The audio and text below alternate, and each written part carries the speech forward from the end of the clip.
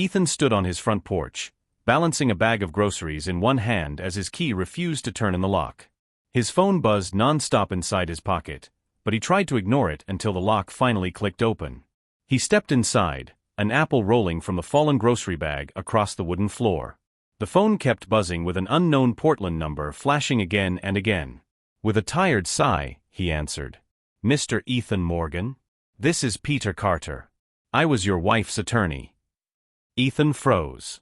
His late wife, Sarah, had her own estate lawyer. "There's a private matter," Peter said. "Your wife left something in your safe for your eyes only." Ethan's chest tightened as he stared around his quiet house, which still smelled like Sarah's lavender soap even a month after her passing. "What kind of matter?" he whispered. "Not on the phone," Peter replied. "Today. 3 p.m. My office on Broadway. And Mr. Morgan," his voice lowered, "do not mention this to your son." The call ended sharply. Ethan picked up the apple with trembling fingers. He had 4 long hours before the meeting, and he couldn't sit still. He cleaned the kitchen, rearranged his stamp collection, and even walked in circles, but nothing calmed his nerves. Everything felt wrong. Everything felt connected. His mind drifted to last week at the coffee shop, the place he visited every Tuesday for 10 years. His son, Adam, had walked in casually, pretending he didn't know that was Ethan's sacred routine. "Dad? Funny seeing you here," Adam said, smiling too wide. Ethan stared at him. "Funny like a funeral," he replied quietly. Adam ignored the tone.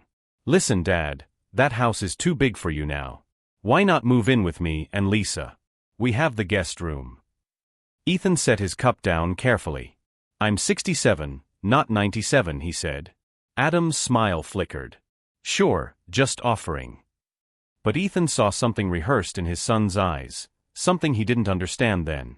The drive downtown took 20 minutes, but Ethan's thoughts spun the entire way. After fumbling with a parking app he did not understand, a teenage boy helped him with a patient smile. "Thanks," Ethan muttered, feeling older than his years. Peter's office was in an old building with an elevator that groaned like it had arthritis.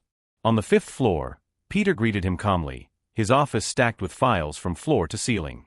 "Mr. Morgan, thank you for coming." Ethan sat down stiffly. "What did my wife leave?" Peter slid a sealed envelope across the desk, red wax, Sarah's handwriting. "For Ethan only." Ethan broke the wax with shaking hands. Inside was a USB drive, a safety deposit box key, and a short handwritten note. Sarah's familiar loops and curves stared back at him. "Adam isn't who he seems. I've collected evidence for 15 years. Protect yourself. Don't let him win. S." The room tilted. Ethan gripped the desk as Peter gently pushed a tissue box toward him. "Your wife came to me 2 years ago," Peter said softly. "She was very thorough. She wanted you safe." Ethan swallowed hard. "What's on this USB?" Peter nodded. Peter inserted the USB drive into his computer, and the screen lit up with a folder labeled for Ethan. His finger hovered over the mouse. "You need to be sure you want to hear this," he warned. Ethan nodded slowly, his heart pounding like a hammer inside his chest. "Play it," he said. The first audio file opened, static at first, then voices clear as breaking glass. Adam's voice came through coldly. "Once Mom is gone, Dad won't last long." Ethan jerked back, gripping the chair. Peter muted the audio for a second. "Are you okay?" Ethan whispered, "Play it." The recording continued, now with Lisa's sharp voice. 6 months, Adam. That doctor said a stroke is practically guaranteed at his age. And if not, we can help it happen." Ethan's stomach twisted. Lisa continued, "And the house? Everything? It will be ours." Ethan's hand flew to his mouth as the room spun like a slow nightmare. "Stop," he croaked. Peter paused the audio, but Adam's cruel words still echoed in the air. Ethan leaned forward and vomited into the trash can Peter quickly placed beside him. "You're not the first parent to react like this," Peter said gently. "Estate secrets break people." Ethan wiped his mouth and forced himself upright. "There must be a mistake," he whispered. Peter shook his head. "There isn't. This is only one recording." He opened a second folder, scanned documents, loan applications, bank approvals. These, Peter said, were taken out in your name. Ethan leaned close, studying the signatures. His archivist instincts activated. This isn't mine, he said, voice steadying. The loop on the E is wrong. The pressure is wrong. The baseline drifts. Peter nodded. Your wife noticed the same thing. She photographed the originals before Adam realized she found them. Ethan felt anger and heartbreak twist together. How much did he take? He asked. Peter clicked another file, revealing numbers that made Ethan's chest tighten again. About $120,000, Peter said softly. And your wife traced every cent. Ethan blinked hard. He borrowed $15,000 from me years ago. I thought, his voice cracked. I thought he was struggling. I helped him because he was my son. Peter sighed. Your wife believed he was using you for years. She documented everything hoping you'd one day be ready to see the truth. Ethan's phone buzzed on the desk. A text from Adam. Hey Dad, free for lunch tomorrow? Ethan stared at it with shaking fingers. He doesn't know you're here, Peter said quietly. And for now, you shouldn't tell him you know. Ethan locked the phone. He wants something, he muttered. Peter nodded. He always wants something. Ethan looked back at the USB drive, hundreds of files, 15 years of hidden truth. What do I do? He whispered. Peter folded his hands. First, breathe. Second, decide whether you want to protect yourself or destroy them. Ethan closed his eyes. I want to do both. Everything.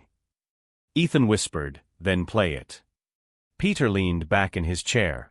There's more, he said quietly. He opened a folder labeled Photos. Ethan saw pictures of Sarah's antique dining set being loaded into a truck. This was sold for $800, Peter explained, even though it was worth $30,000.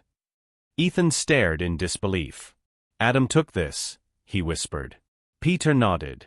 5 years ago. Your wife followed the buyer, photographed the sale, and kept the receipt. Ethan closed his eyes. She was trying to warn me, he said softly. She just didn't know how to break my heart. His phone buzzed again, this time a call from Adam. Ethan let it ring. Peter watched him quietly. He's planning something, Ethan murmured. Every time he calls suddenly, it means he wants to take something new. He tried to steady his breathing. I raised him, Ethan whispered. I taught him how to read, how to ride a bike, Peter nodded gently. And he chose greed anyway. Ethan swallowed hard. What do I do next? Peter stood. Go home. Gather strength. Tonight will tell you everything. Ethan drove home through Portland rain, his wipers scraping in slow rhythm. The streets blurred as memories of Adam as a child played over the sounds of the wiper blades. Where did I lose him? He whispered to the empty car. Inside his house, he placed the USB drive in his computer and copied the files, just like Peter instructed. He set up folders by date, cross-references, and notes, old habits from years as an archivist. His hands shook only slightly. 15 years, he murmured. She carried this alone. He dimmed the lights in his living room and scattered newspapers across the couch, making the place look messy and confused, just as Peter had advised. Let him think I'm slipping, Ethan whispered. He pushed a few dishes into the sink, left a blanket thrown over a chair, and lowered the volume on the television to soft static. The doorbell rang sharply at 6. Ethan jolted, forcing his shoulders to slump. He opened the door slowly. Oh, he said softly, was that today? Adam smiled too brightly. Yeah, Dad. It's Thursday. Lisa stood behind Adam, wearing an expensive coat and a smile that didn't touch her eyes. A bored-looking notary followed them inside, holding a briefcase. Dad, Adam said warmly, we just brought some papers to help you manage things better. Lisa touched Ethan's shoulder gently. Only for your protection, Daddy Ethan, she said sweetly. Ethan blinked like a man unsure of the date. Papers, he murmured. Adam nodded. Power of attorney, Dad. Just sign and I'll take care of everything. Ethan lowered his eyes. Everything, he repeated softly. They sat in the living room. Lisa poured herself wine while Adam arranged the papers on the coffee table. Just sign here, Dad, Adam said. It's simple. Ethan squinted as if struggling to read. The letters are small, he murmured. Lisa leaned forward. Don't worry about the details, she said. Family takes care of family. Ethan dropped his reading glasses purposely, letting them clatter under the couch. Oh dear, my eyes, he muttered. Adam smiled at Lisa, satisfied, confident, certain the trap had closed. Ethan slowly signed the forged papers Peter had prepared, legally worthless copies. His signature shook just enough to look old and confused. The notary stamped everything without reading. All done, Adam said brightly. Now we can help you. Ethan smiled faintly. So thoughtful, he whispered. He paused. How's your startup, Adam? The one you borrowed $15,000 for. Adam froze. Lisa's smile cracked. Why bring that up? She asked sharply. Ethan shrugged. Memories. They come and go. Lisa grabbed her purse. We should go, she said quickly. Adam stared at Ethan, suspicion creeping into his eyes. Are you okay, Dad? He asked carefully. Ethan forced a confused smile. Just tired, he said. Adam studied him for a long second, too long. Yeah, Adam whispered. Let's go home. They walked out into the rain. Ethan locked the door, leaned against it, and exhaled. That was close, he whispered. His phone buzzed. Adam, thanks for signing, Dad. Sleep well. Ethan typed slowly, fine. Good night. He stared at the screen.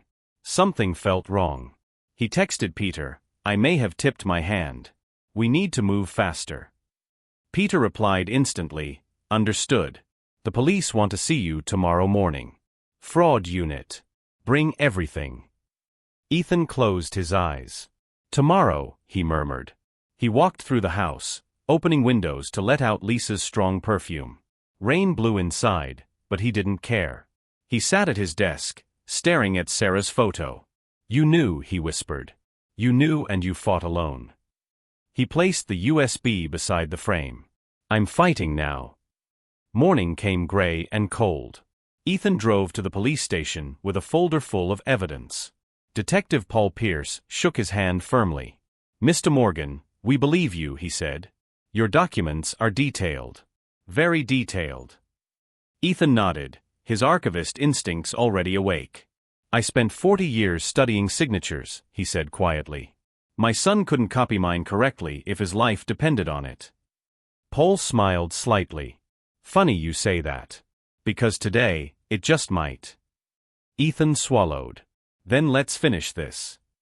Detective Paul led Ethan into a small conference room where a forensic handwriting expert waited.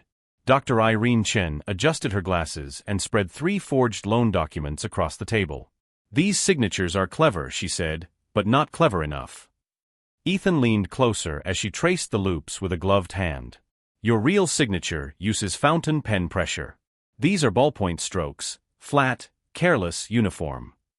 Ethan nodded, his voice steady. Adam never learned penmanship, he muttered bitterly. Irene continued, and during 2 of these dates, you were in Seattle. We checked hotel logs. Ethan felt a strange calm settle inside him.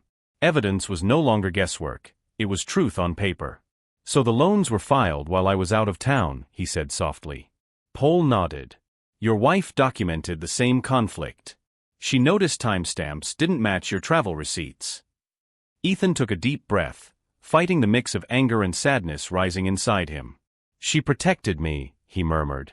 Paul nodded again. And now you're protecting her work. Ethan closed his folder carefully, old habits of precision comforting him. What happens next? Paul stood. We bring them in. Question them. Apply pressure. But they'll lawyer up quickly. Ethan gave a dry laugh. Lisa always finds a lawyer before she finds the truth. Paul sighed. That won't help her forever. They moved to the observation window as Adam and Lisa entered the interrogation room. Adam looked pale, nervous. Lisa sat still, too still, watching everything like a hunter. Ethan's chest tightened. How did he become this? He whispered. Paul rested a hand on his shoulder. Greed grows quietly, he said. And sometimes you don't see it until it's full-grown. Inside the interrogation room, Paul played calm authority. Adam, These loans were filed using your father's name. Adam leaned back, crossing his arms.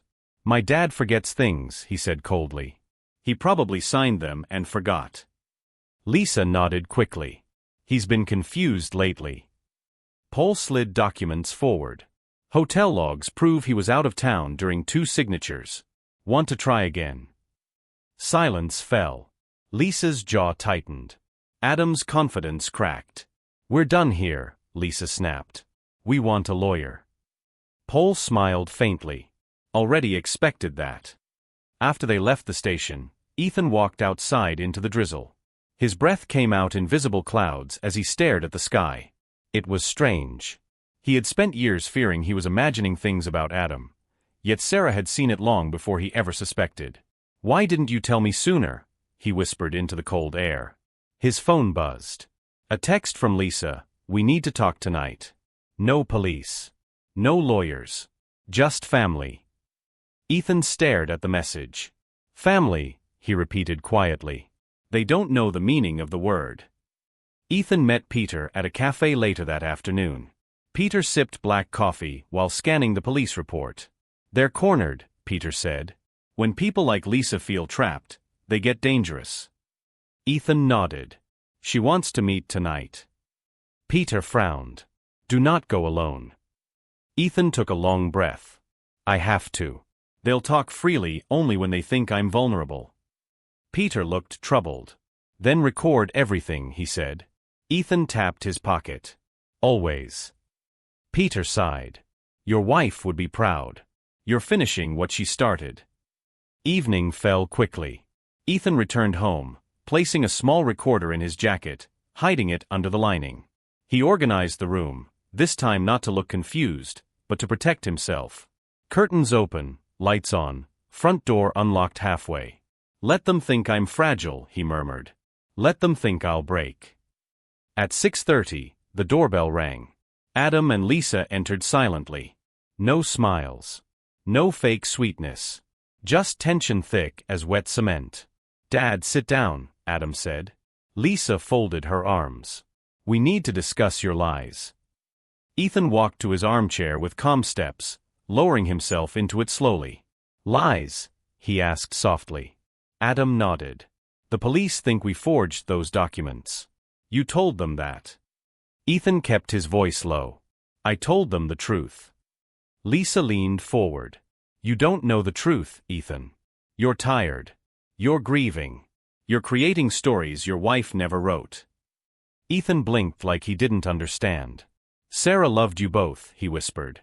Lisa's eyes darkened. She loved you too much. She made you weak. Adam swallowed hard. Dad, listen. Drop the charges. Tell the police you were confused. Do that and we'll handle everything for you. You'll never need to worry about bills again. Ethan studied his son's trembling hands. You think taking everything from me will protect me? He asked. Adam's voice cracked. You don't need that house. Or those accounts. Or any of that money. We can use it better.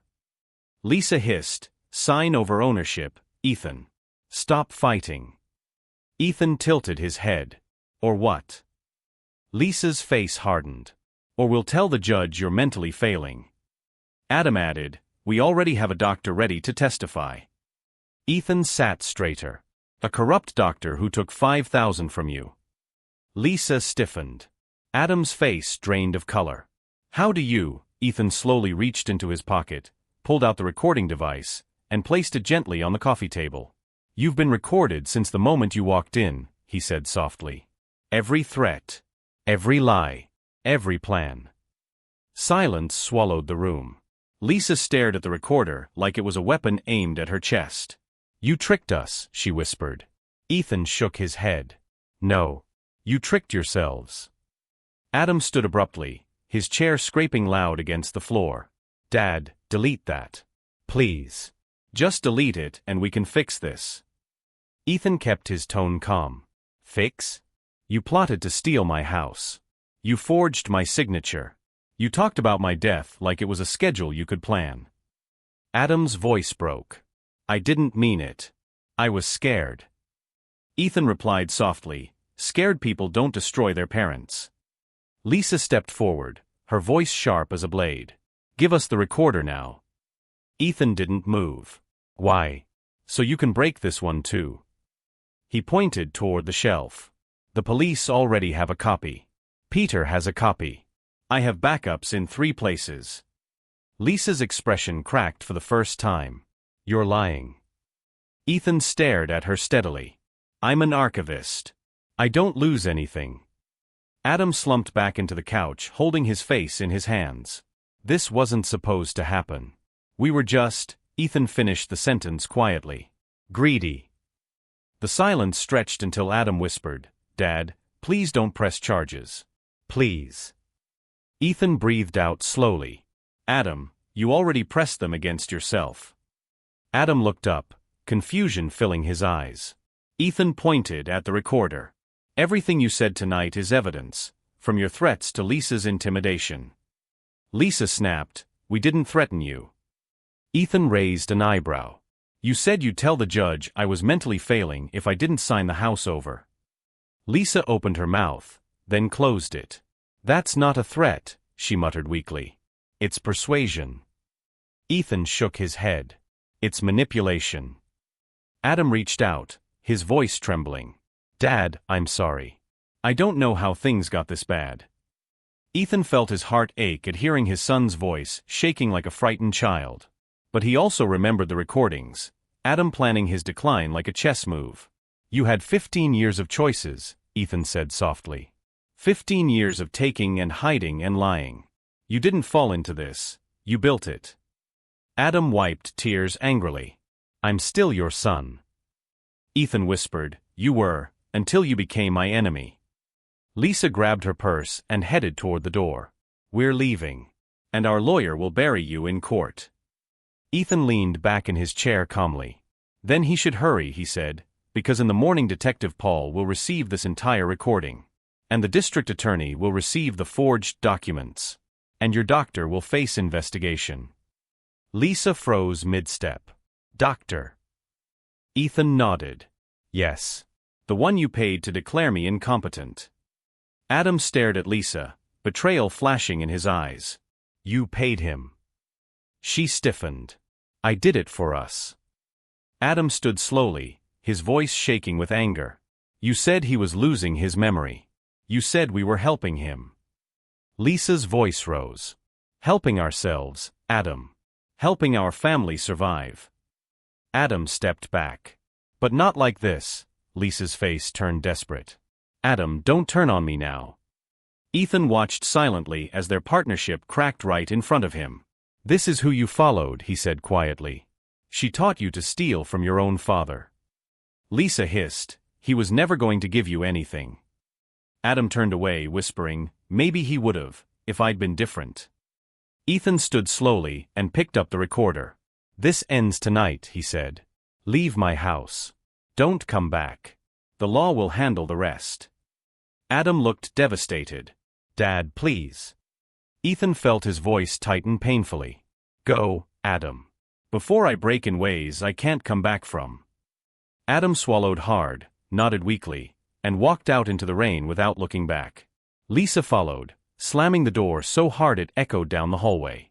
Ethan locked it, pressing his forehead against the wood. His breath shook, his shoulders shook, but he didn't collapse. Later that night, Ethan sat alone in the living room, the recorder beside him, the house dark and quiet. Sarah, he whispered to the photograph on the shelf, I finished what you started. The rain outside softened into a calm drizzle. Ethan felt both victorious and hollow, like a man who had won a war but lost a piece of himself doing it. He inhaled deeply. I hope I did it right, he murmured. He cleaned the living room slowly, placing each thing back where it belonged. Order helped him breathe again. Order made the silence easier. In the morning, Ethan delivered the recording to Detective Paul. You did well, Paul said firmly. This will close everything. Ethan nodded without smiling. He didn't feel triumphant, just tired. He returned home and sat on his porch, the early light washing over him. A text arrived from Olivia, his daughter in Sweden. Dad, I'm coming home for Christmas. Ethan felt something warm break through his exhaustion. He typed slowly, I'll be here. For the first time in months, his chest felt lighter. Not healed, but lighter. That evening, Ethan sat in his study, his stamp collection glowing softly under the lamp. He placed a blank sheet of paper on the desk, melted wax, and pressed his great-grandfather's seal into it. The impression came out perfect, clean, strong, unbroken. "Case closed," he whispered. The house was still quiet, but not unbearable. His daughter would soon be home. His future was his again. He looked at Sarah's photograph and smiled sadly. "I survived," he whispered. "And you'd be proud." Outside, the rain finally stopped.